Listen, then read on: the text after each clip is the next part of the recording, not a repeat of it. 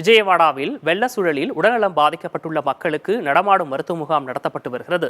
இதுகுறித்து கூடுதல் தகவல்களை அங்கு சென்றுள்ள நமது செய்தியாளர் சுரேஷ்குமார் வழங்கியுள்ளார். அதனை தற்போது பார்க்கலாம். மழை வெள்ளம் பாதித்திருக்கக்கூடிய விஜயவாடாவில் இன்னும் பல்வேறு இடங்களில் குடியிருப்புகளை சூழ்ந்த வெள்ளம் இன்னும் வடியவில்லை. தொடர்ந்து 4 நாட்களுக்கு மேலாக மக்கள் தவித்து வருகின்றனர்.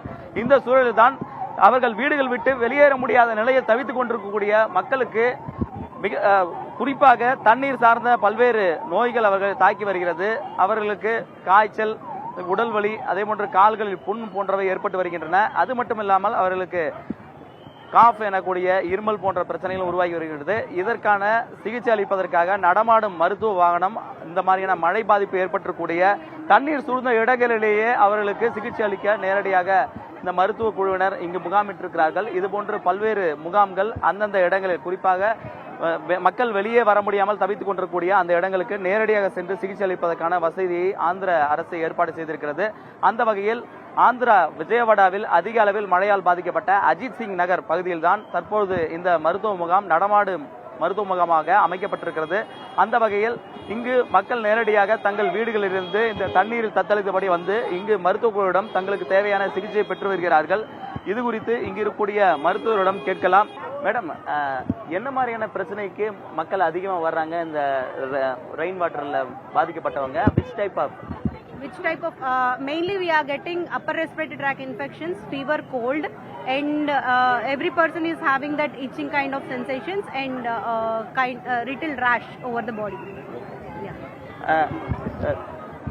Any other most dangerous level or any sick, very bad conditions? No, not yet. Only some people are having little bit of water resistant problems, that's all.